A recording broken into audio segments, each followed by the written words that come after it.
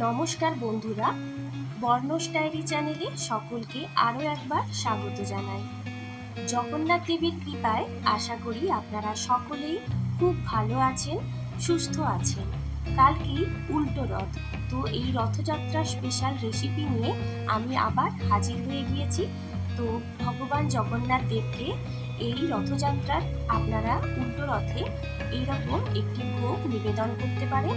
এটি হলো আমালু বা আমবালু। এটা সম্পূর্ণ উড়িয়া একটি রেসিপি আর জগন্নাথ দেবের 56 ভোগের একটি ভোগ, আর এটা সন্ধ্যাকালে এই ভোগটা নিবেদন করা হয়ে থাকে। তো চলুন রেসিপিটা শুরু করা যাক। তো প্রথমেই দেখুন একটি পাত্র নিয়ে নিয়েছি, এর মধ্যে আমি 2 কাপ আটা নিয়ে নেব।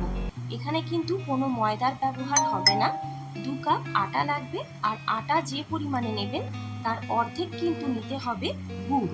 তো এখানে আমি যেহেতু 2 কাপ আটা নিয়েছি, তাই এখানে 1 কাপ পরিমাণে গুড় নিয়ে নিতে হবে।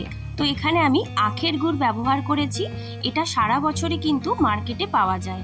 তো এখানে দেখুন এইভাবে গ্রেটারের সাহায্যে আমি 1 কাপ পরিমাণ আখের গুড় গ্রেট করে নিচ্ছি। তো এটাই এখানে ব্যবহার করব। তো এইভাবে পুরো আটার হাফ লাগবে এখানে গুড়। তো দেখুন এইভাবে এখানে আমি এটা দিয়ে দিলাম। আর এখানে এর মধ্যে আমি অ্যাড করব একটু সামান্য পরিমাণে নুন। তো এইভাবে সমস্ত শুকনো উপকরণগুলোকে খুব ভালো করে মিশিয়ে নেব একবার। তো এই ভোগটা কিন্তু খুব কম সময়ের মধ্যেই হয়ে যায়। আপনারা অবশ্যই কিন্তু একবার বাড়িতে করে জগন্নাথ দেবকে নিবেদন করতে পারেন। এইভাবে শুকনো উপকরণগুলো মিশিয়ে নেওয়ার পরে একটু একটু জল দিয়ে দিতে হবে, আর এইভাবে এটাকে মেশাতে থাকতে হবে। একটি সুন্দর ব্যাটার তৈরি করে নেব। একসাথে সমস্ত জল ঢেলে দেব না, তো একটু একটু করে জলটা ঢালতে হবে আর এইভাবে আস্তে আস্তে মিশিয়ে নিতে হবে। তো ব্যাটারটা কিন্তু ঠিক এই রকম হবে, দেখুন খুব একটা ঘনও হবে না, আবার খুব একটা কিন্তু পাতলাও হবে না। এইভাবে ব্যাটারটা তৈরি করে নেব। আর এর মধ্যে এবারে কিছু সামান্য উপকরণ মিশিয়ে নেব। তো তারই মধ্যে দেখুন এই পানমৌরি আর নিয়েছি গোলমরিচ আর 2টো বড় এলাচ। এগুলোকে একটু হামাল দিস্তায় আধ ভাঙা করে গুঁড়ো করে নেব। তো একটু একটু আধ ভাঙা অবস্থা থাকলে কিন্তু কিছু হবে না, এগুলো মুখে পড়লে খেতেও ভালো লাগে। তো এইভাবে এটাকে মিশিয়ে নেব। তো এটা অনেকটা মালপোয়ারই মতো, তবে মালপোয়ায় এইরকম গোলমরিচ ব্যবহার করা হয় না, তো এটা একটুখানি আলাদা। আর সম্পূর্ণ আটা বা ঘিয়েই কিন্তু এটা তৈরি হয়ে থাকে।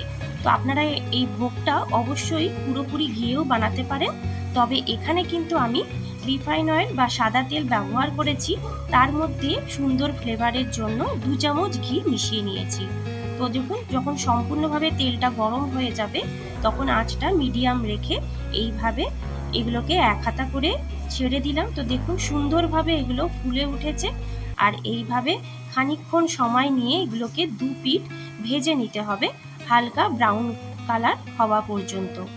তো এইভাবে এপিঠ ওপিঠ করে ভেজে নিয়ে যখন হালকা ব্রাউন কালার হয়ে যাবে তখন এগুলোকে তেল ঝরিয়ে সুন্দরভাবে তুলে নিতে হবে। তো এইভাবে আমি আরও একটা আপনাদেরকে ভেজে দেখাচ্ছি।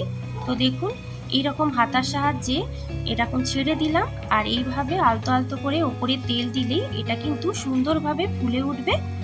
আর এইভাবে কিন্তু আমালুগুলো তৈরি হয়ে যাবে। আর এটা জগন্নাথ দেবের ভোগে কিন্তু 2 রকমের হয়ে থাকে, একটা বড় সাইজের আমালু আর ছোট সাইজের আমালু।